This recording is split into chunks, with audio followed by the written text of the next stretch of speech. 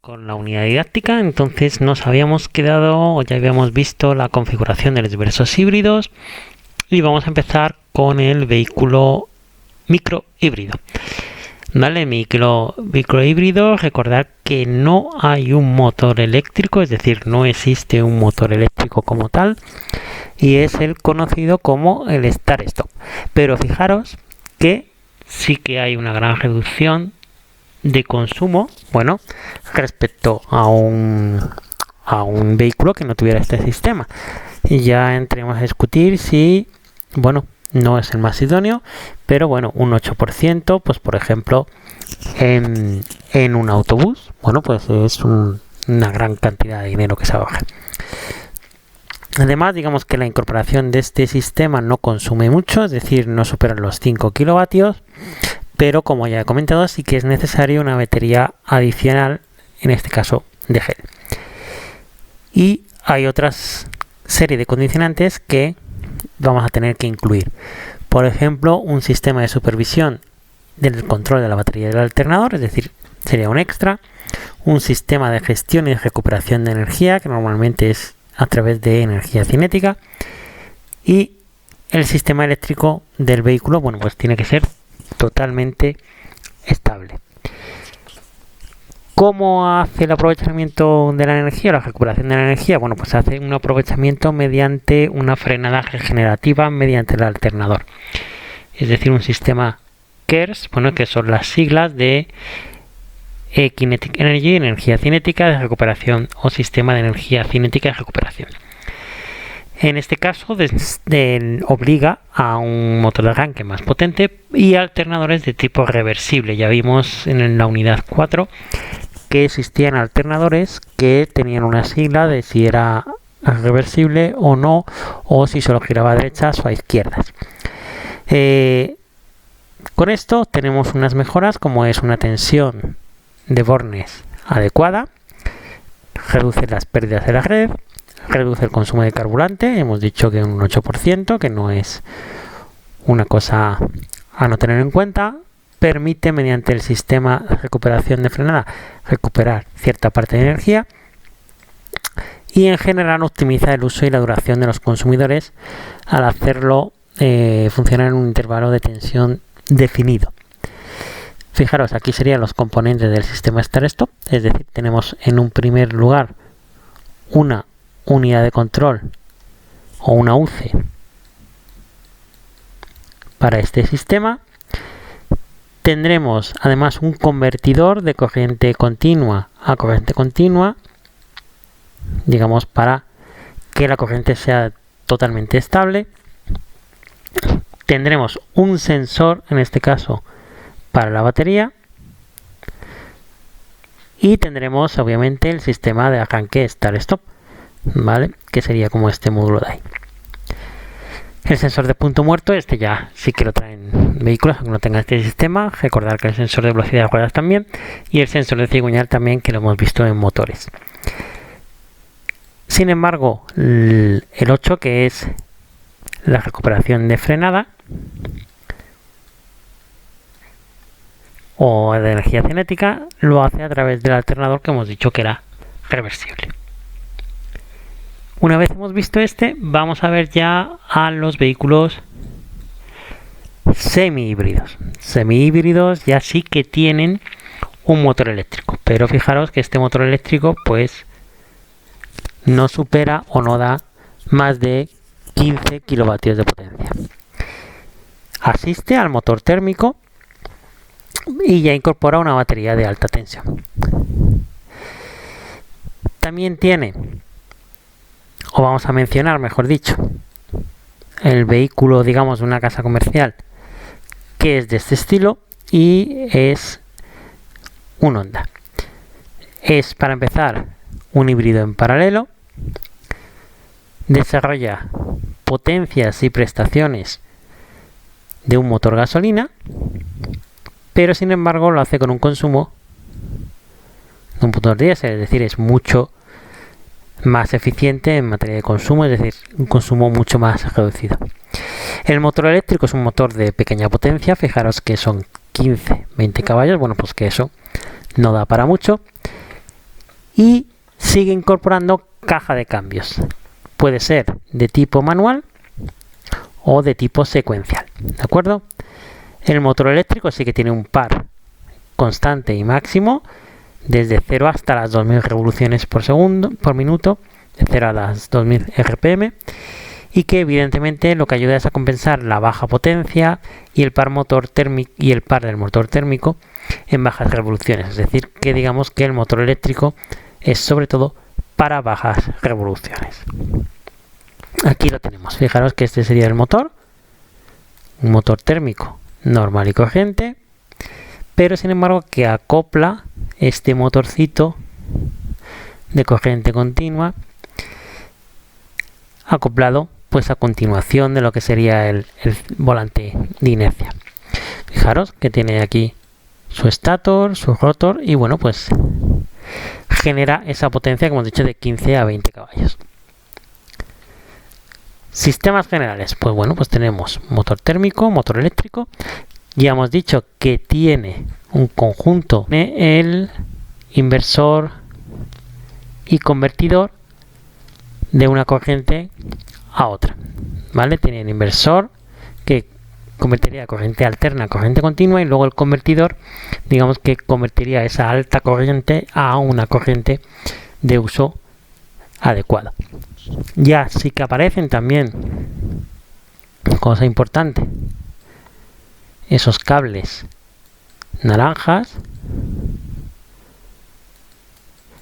que no hay que tocar, ¿de acuerdo? Porque son de alta tensión, estamos hablando de 700, 400 voltios, es decir, que vosotros no los tocaría. La batería, bueno, sigue siendo, en este caso, es de módulos, ¿vale? Es una batería de celdillas.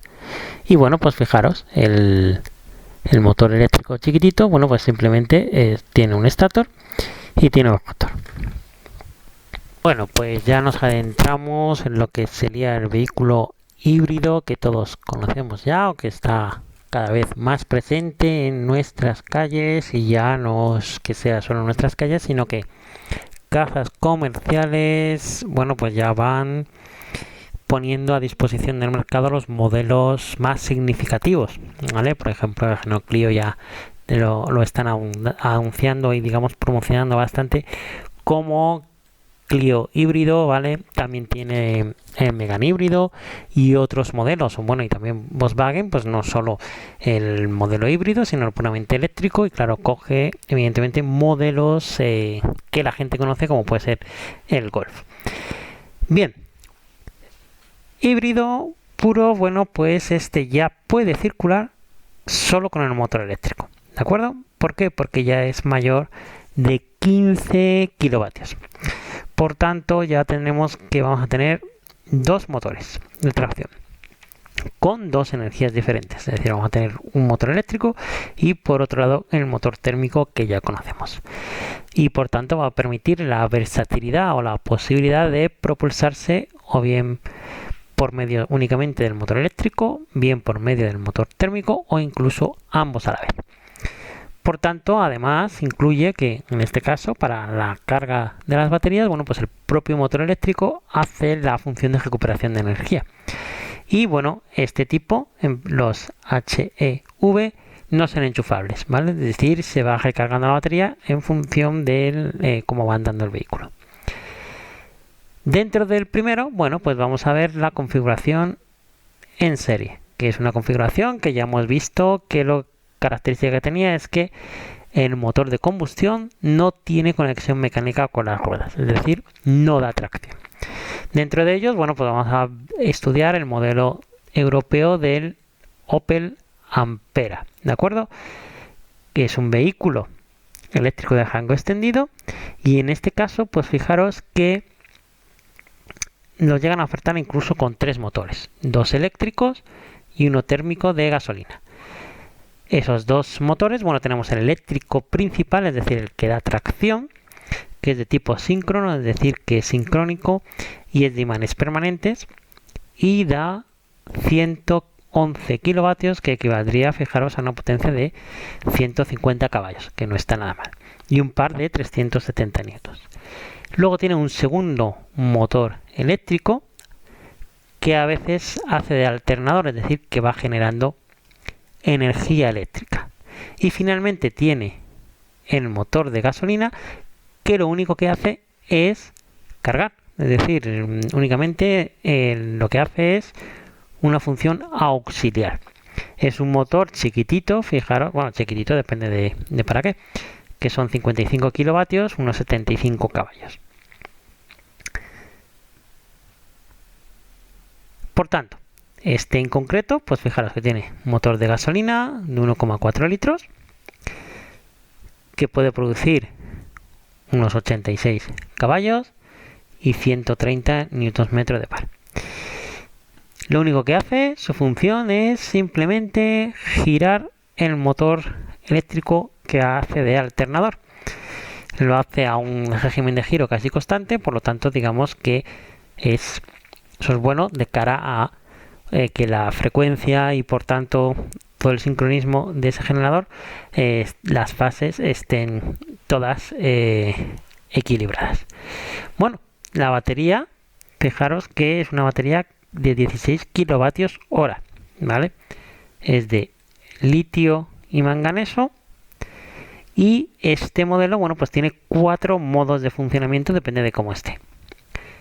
Aquí está el vehículo en sí. Fijaros, este es el Opel Ampera. Y este sería el motor. Fijaros que tenemos nuestro motor térmico de gasolina normal y corriente, pero que este no mueve nada, sino que simplemente lo que hace es de un motor auxiliar del motor eléctrico. Fijaros que ya aquí se puede apreciar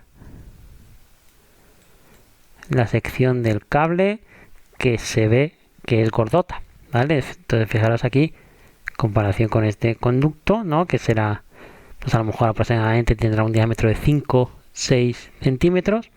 Fijaros que el cable, pues estamos hablando que parece así a simple vista, ¿no? Que tiene 1 centímetro y poco, que eso es bastante. Lo que es la plataforma del vehículo. Y fijaros que va a diferenciarse mucho de un vehículo tradicional, puesto que tenemos que crear bastante espacio para la batería, ¿de acuerdo? Luego en este, o dependiendo del tipo de vehículos, como van desapareciendo elementos mecánicos, ¿vale? Elementos derivados del motor de combustión interna, bueno, pues va teniendo más espacio y además suelen ser vehículos que son más bajos que los comparativos térmicos. Y una cosa importante, bueno, pues si queréis transformar un vehículo tradicional a un vehículo eléctrico, realmente no merece mucho la pena, porque habría que hacer unas modificaciones sustanciales en la plataforma para empezar, es decir, una serie de reformas estructurales importantes para que pudiera soportar la batería de litio y, bueno, aparte del cableado de alta tensión, etcétera. Bueno, aquí tenemos nuestro Opel Ampera. Primer modo es simplemente que carga la batería.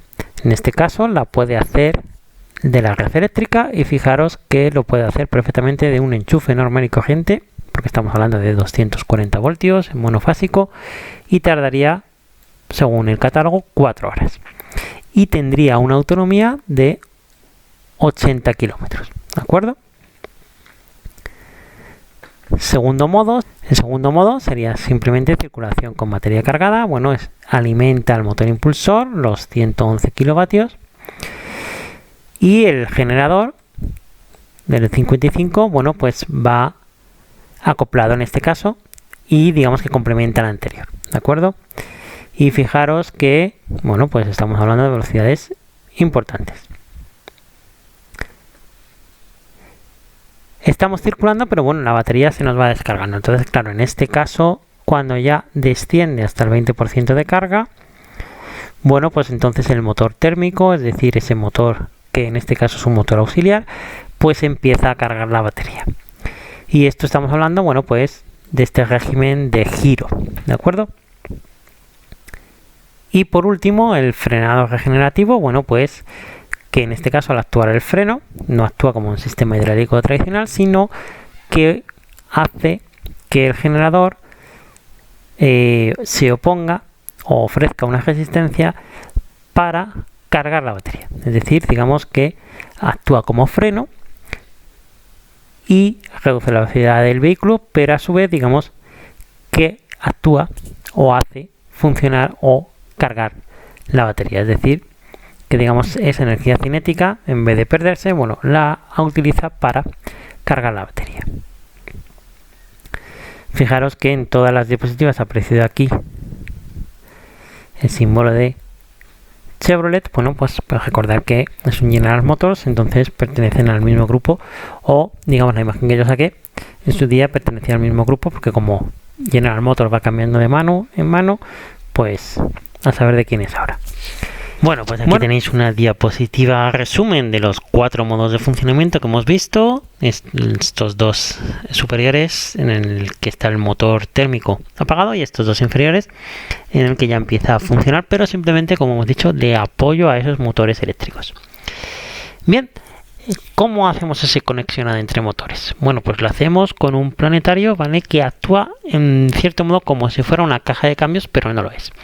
Es importante destacar de este conjunto que lo que sería el motor impulsor, ese tiene una conexión permanente con el planetario, ¿de acuerdo? Del tren epicicloidal. El segundo, el que hemos dicho que actúa como generador, se conecta o normalmente se conecta a la corona. Mientras que lo que es el motor térmico, ese motor auxiliar simplemente para ayudar a cargar la batería y ayudar a mover el otro motor eléctrico para que actúe como generador, puede conectarse indirectamente al generador, es decir, el segundo motor eléctrico, o a la corona. Es decir, que aunque no es una caja de cambios, el conjunto sí se comporta como tal, como una caja de cambios, en este caso este tipo automática. No existe caja de cambios, pero sí que existe embrague, ¿de acuerdo? Y bueno, vamos a ver aquí esta diapositiva, los componentes. Hemos dicho el motor impulsor, este que es el que realmente mueve las ruedas. Fijaros que es lo que hemos dicho: batería, el grupo inversor, el segundo motor, ¿vale? Que ese hemos dicho que lo que hace es de generador y se conecta a la corona, siempre permanente. Es decir, este está permanente, bueno, pues este está conectado a la corona. Y este de aquí, el motor térmico, que hemos dicho que puede estar conectado. Simplemente aquí sería un poco la desmultiplicación que hay, bueno, para que tengáis una idea. Por tanto, vehículo híbrido en serie, bueno, pues tenemos las componentes. Primera componente, el motor térmico, que recordemos, motor térmico simplemente lo utilizamos para generar electricidad. El generador, ¿de acuerdo? Fijaros que ya tenemos aquí pues los convertidores de alterna a continua y viceversa. Aquí tenemos un transformador de tensión continua, pues fijaros que estamos hablando de 600 voltios. Baterías 400 voltios. Y bueno, pues podemos tener 2 motores eléctricos de tracción, uno. Hemos visto el Opel Ampera, que solo tenía uno, y que el segundo, digamos que actuaba como generador, pero bueno, puede haber varios. Y puede haber motores auxiliares eléctricos, bueno, pues diferentes, de servofrenos, etcétera, porque lo que van a hacer los vehículos, tanto híbridos como eléctricos, vamos a suplir o vamos a ir eliminando todos los mecanismos de tipo mecánico y vamos a sustituirlo principalmente por elementos eléctricos. Por ejemplo, el compresor del aire acondicionado va a ser de tipo eléctrico. La bomba del agua va a ser de tipo eléctrico, ¿de acuerdo? Es decir, vamos a ir reduciendo pérdidas mecánicas para obtener mayores rendimientos y, por tanto, optimizar más el motor térmico únicamente para los fines que a nosotros nos interesan. Bueno, pues con este quedaría el Opel Ampera, ¿de acuerdo? Bueno, pues fijaros, la caja de cambios, que no es caja de cambios, con el motor eléctrico impulsor, siempre conexión permanente al planetario. El generador normalmente, usualmente conectado a la corona, y el motor térmico, que puede ser a uno u otro, es decir, puede conectarse al generador o se puede conectar a la corona, ¿de acuerdo? Es decir, este de aquí puede acoplarse al generador o puede acoplarse a la corona del tren epicicloidal, ¿de acuerdo? Mientras que el primero pues siempre está permanentemente conectado con el tren epicicloidal, mientras que el segundo, el motor, el generador, ¿de acuerdo? Pues ese está conectado a la corona, ¿vale? Esto es lo que quiere decir esto de aquí, que fijaros que por eso salen estas flechitas. Simplemente es eso lo que quiere decir. Y bien, con esto terminaría esta segunda parte, ¿vale? Esta segunda sesión o estas segundas sesiones, y ya la semana que viene ya en presencial, porque evidentemente ya esperemos que hayan terminado los sucesos acaecidos por la borrasca Filomena, pues podamos ir ya a clase presencial.